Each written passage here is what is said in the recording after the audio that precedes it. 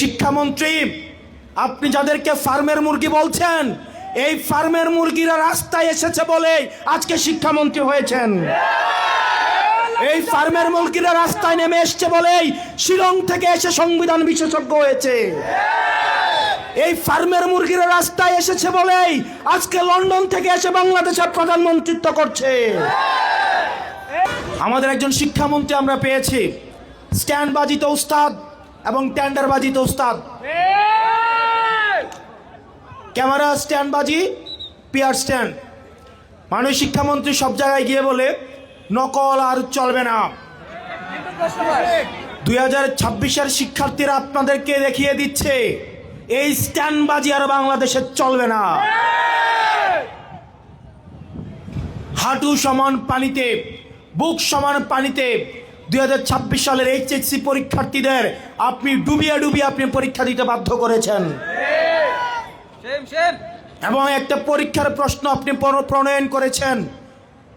আপনি পরীক্ষার প্রশ্নের মধ্যে 2টা সৃজনশীলে আপনি ভুল দিয়ে রেখেছেন। একটা পরীক্ষার্থীর তখন মানসিক অবস্থা কি ধরনের হয় একবার চিন্তা করেন। সে যখন দেখে প্রশ্নপত্রে ভুল, সে যখন নিজে চেষ্টা করে পরীক্ষায় উত্তর মিলানো, পরীক্ষা দিয়ে এসে হয়তো বুঝতে পারে প্রশ্নপত্রে ভুল, সে যখন উত্তর মিলাতে পারে না, তখন পরীক্ষার মধ্যে কি ধরনের মানসিক অবস্থা তৈরি হয় একবার চিন্তা করেন। আপনারা একবার দুঃখ প্রকাশের প্রয়োজন বোধ করলেন না, বরং এই শিক্ষার্থীদেরকে আপনারা বলছেন মাদকাসক্ত।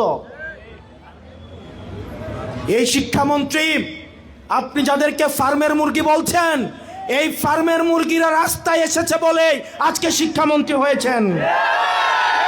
এই ফার্মের মুরগিরা রাস্তায় নেমে এসছে বলেই শিলং থেকে এসে সংবিধান বিশেষজ্ঞ হয়েছে। এই ফার্মের মুরগিরা রাস্তায় এসেছে বলেই আজকে লন্ডন থেকে এসে বাংলাদেশের প্রধানমন্ত্রিত্ব করছে।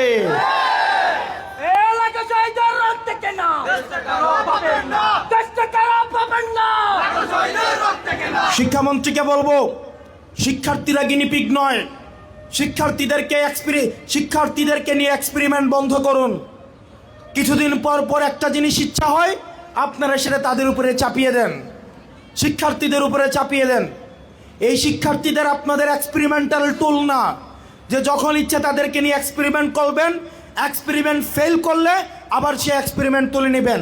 কারণ আপনাদের সন্তানরা দেশে পড়াশোনা করে না, আপনাদের সন্তানরে আপনারা বিদেশে রেখে পড়াশোনা করান। পরের সন্তানদেরকে রাস্তায় রেখে রাজনীতি করাবেন, পরের সন্তানের ভবিষ্যৎকে নষ্ট করবেন, পরের সন্তানদেরকে নিয়ে এক্সপেরিমেন্ট করবেন। এই বাংলাদেশ নিয়ে এক্সপেরিমেন্ট আর আমরা আপনাদেরকে করতে দিব না। 2026 সালের এইচএসসি পরীক্ষার্থীদের প্রতি সংবেদনশীল আচরণ করার অনুরোধ করব। না হয় এই শিক্ষার্থীরা যদি রাস্তায় নেমে দৃঢ় অবস্থান নেয়, আপনার পাটাতন যে শক্ত না, এই অর্ধবেলা আন্দোলনেই সেটা বোঝা গিয়েছে।